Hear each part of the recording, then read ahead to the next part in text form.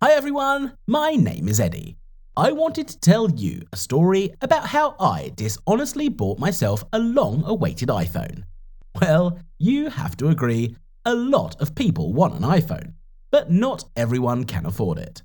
I'm not even talking about how a teenager can save money if he's not working. I agree. So, at that point, the iPhone X had just come out. I had a smartphone, just not an iPhone. I terrorized my parents for giving me such a gift, but no way, as my mother adored saying, "We're not printing you money." That meant only one thing. Fuck you, not an iPhone. But I didn't want to put up with that thought, so I decided to do exactly as my mother had said. We don't print money, or to be more specific, print it. I'm getting a little ahead of myself, but I will say that at that time I had no idea that this action was against the law. Well, so illegal. Anyway, I went on the internet and studied the information that was circling about printing money, and then I decided to try it myself. I bought inks, roughly similar paper from Chinese online stores, and printed. I did this until I had more or less perfect bills. After a couple of days, it was done. I went to the store I wanted, took my time choosing the color of my iPhone, and went to the cash register. The saleswoman, after counting the money, smiled and said, "That's right." "That is?" "All right, the amount is correct. Thank you for your purchase." "That is? You take it?" "Yeah, why?" Oh, nothing. I was just asking." Then I'll take the purchase and go home, and go for a walk, or better yet, go somewhere else." "Yes, sure. Have a nice day. Come back and see us again." "Yeah, I will, I guess. We'll see. Thank you. Goodbye." Frankly speaking, I was worried, and specifically. After all, if I got caught, it was scary to think about, so I did not think. I just gave the bills and they were accepted, you know? The thought made me want to jump and shriek. Really, I have had the first major purchase in my life, and in this way, I'm a fucking genius. Why do people bother? They go to work, they work, when I have printed as much as I want on the printer. I was exulting inside myself and proud. And then I walked out of the store and was like, "Yahoo!" a couple more times. I immediately unpacked the phone. How beautiful it was. It was black, everything I wanted. And then, I am pleased with myself, rushed home to test my purchase. A couple of hours later, I was using my smartphone to my fullest. And of course, my parents noticed it. "Where did you get the phone?" "Nowhere." "Don't be silly, or I'll give you a hard time. Tell me where you got it from." "From nowhere." Bam! A light blow to the head. "Ouch, Mum, why?" "Answer normally." Okay, I bought it for myself." "With what money?" "I earned it." "How? You stay home from school." "I worked as a school janitor." "What? Are you serious right now?" "Well, yes, I just didn't want to tell you, to complain, so I got a job as a janitor after school. It didn't take long and wasn't hard. I just stayed after school a little longer, instead of hanging out with friends, like you said. Yes, I decided to suppress pity to distract my mother. She's smart, and she would have suspected something wrong if I had just said something to justify it. So I decided to call for pity. My mother felt sorry for me after that, and then began to say how independent I had become. Did I feel remorse? Oh yes, but in this case, I won in two ways. Dad silently stroked my head. It meant approval. After a couple of days, I was already the envy of almost the whole class. And I told them that I was working at my neighbour's in the evenings. The guys were so proud of me. And one day I came home and saw my mother going to visit. She put on her only shabby dress and was twirling in front of the mirror, admiring it. "Mum, how old is that dress?" "I wore it on my first date with your dad." "That's what I'm saying." "But I love it." "But why haven't you bought yourself a new dress in all these years?" "That's very sweet of you, son, but I don't need one. I've never had any money to spare, either to take you to school or your little sister, so—" "And that's how your life goes?" "That's right." "Why don't you buy yourself one?" "No, son, thank you. All right, I'm out of here." And at that moment, I felt so sorry for her. I really wanted to make her happy, and even though I thought I was only printing for iPhones, I still decided, well, I'll make my mum happy for a little while, and that's it. So I couldn't resist, and decided to print some more money and give it to my mum. She was so happy, she even cried. Mum went out shopping that same day and came back with full bags.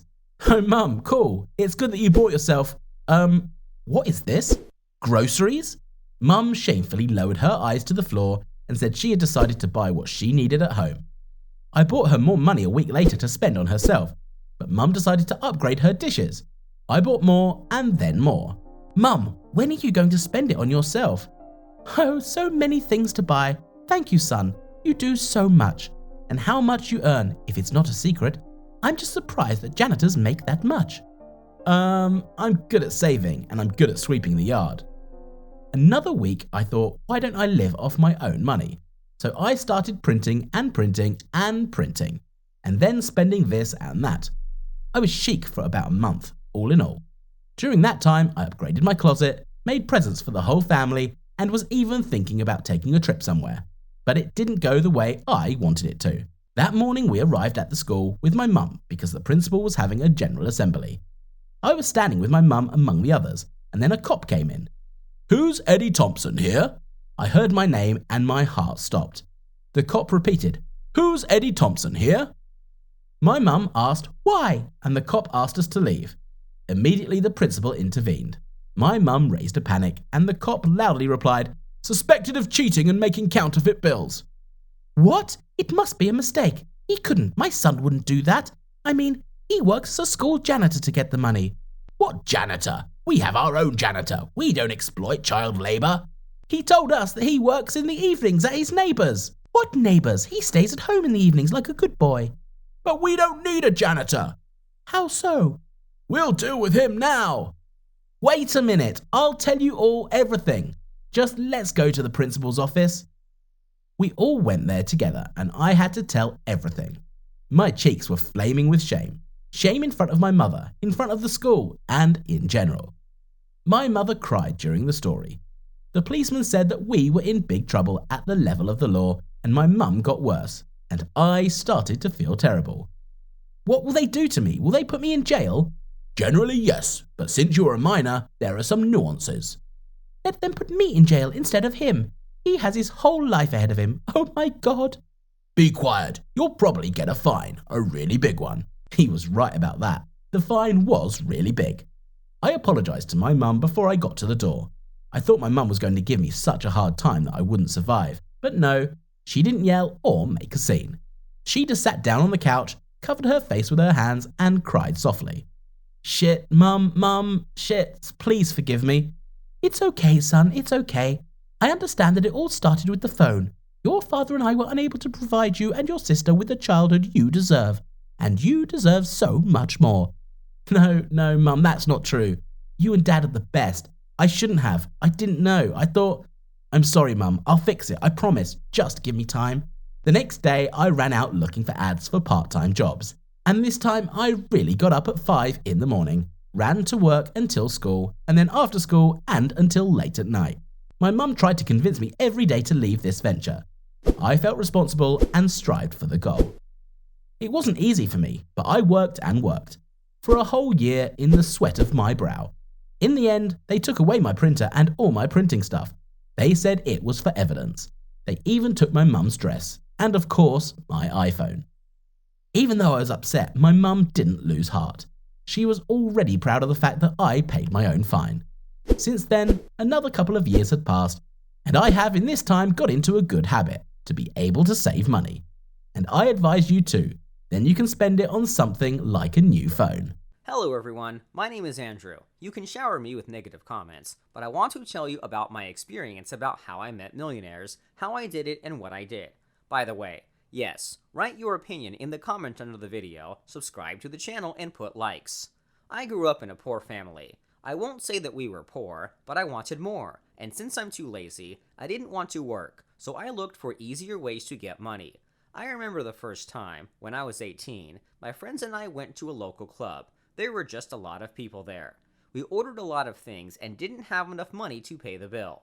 So, my friends sent me in search of a rich girl to spin her for $200. It was a lot of money, considering that we only sat there for one night. I had no idea how to do it, but I had a plus in appearance. I did not look my age at all. I was given from the side of 20 to 25 years. Since I was on fun, I quickly agreed.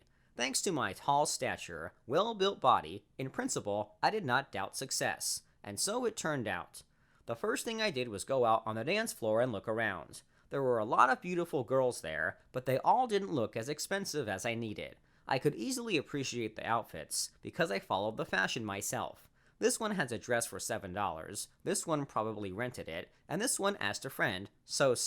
Oh, I found it, I thought, and saw the girl in front of me. She had money and expensive clothes, but she was so unsure of herself. She sat in the corner, drinking a soda on the rocks and looking at people, covering part of her face with her hair. I wouldn't be surprised if it was the first time she'd ever come here. I immediately realized that she was alone, so it was not difficult to glue her together. I danced casually, then walked over and sat down next to her at the bar. She liked me. She was immediately embarrassed. I took a sip of water, and then turned to face the dance floor. "It's a little hot in here," I said. She smiled and added, "Not the right word." And then everything was easy. It was enough just to start a conversation, from which it turned out that she was really alone, went to the club for the first time, and did not know anyone. I only showed the well-mannered side, spoke it, danced, bought a drink, meet the guys, and at the end of the evening she became so good that she asked to be with her again. "I'm sorry, we have to go, and my friend has already ordered half of the bar. I'll have to leave it instead of the bill," I said, as if joking. She immediately asked for the bill, took out a card, and ordered us more drinks.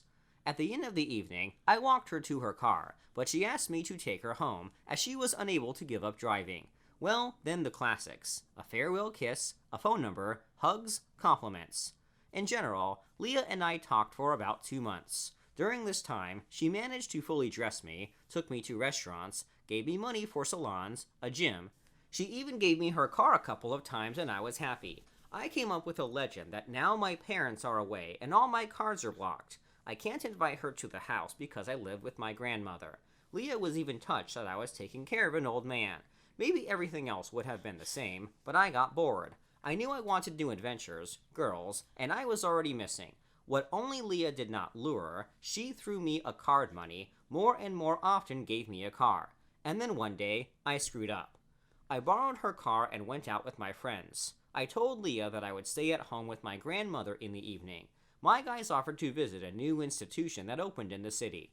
I arrived there in new clothes, with a perfect hairstyle and a cool mood.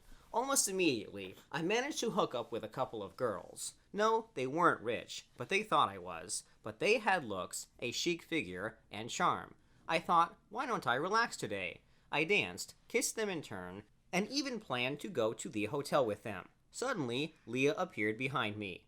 She stood there, tearful, angry, and frightened at the same time. I was confused. I asked, "What are you doing here, baby?" She gave me a loud slap in the face, called me a goat, took the car and drove away. What, you think I ran after her? No, it was clear that sooner or later we would break up. It just worked out on its own today. Of course, the girls immediately moved away as soon as they found out that it wasn't my car. Well, whatever, I rested anyway and then took a taxi home. The money that I was given by Leah was enough for exactly 3 weeks. Then I began to think what to do. I needed a source of finance, so I went to the establishments again. Only this time I was determined to win over the older lady so that she would look after me even more, while at the same time she would have little time for me because of work. And I found one. I met her at the pool. It was an elite pool, and I had to pay my last money to buy a subscription there. Fortunately for me, I went swimming there that day and almost immediately saw her, Marie. She was visiting, had a big business here. She jumped into the pool and hurt her leg. Without thinking, I rushed to save her. She was about 35 years old. She looked at me with gratitude. I did a foot massage, took care of her in every possible way. She fed me and thanked me, and then she offered me a ride home. I said that I couldn't go home yet, because a fictional sister and her children lived there. Marie didn't hesitate to invite me to her house for dinner. She had a chic mansion, a private swimming pool, and 5 cars of different brands were parked in the yard. The staff made us dinner while we sat and talked. I made it clear that I was not indifferent to her, and late in the evening she asked me if I was confused by our age difference. At that moment, I spun her around in a slow dance and then kissed her.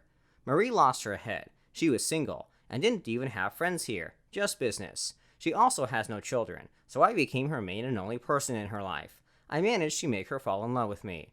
And you know what? Marie gave me gifts I never dreamed of. Expensive watches, suits. She paid for the most expensive trips to spa, gave me cars. I could stay at her house as long as I wanted while she was at work or on business trips. It was gorgeous. Yes, I became a kind of Alfonso, but for some reason I was not a bit ashamed of myself, of my way of life.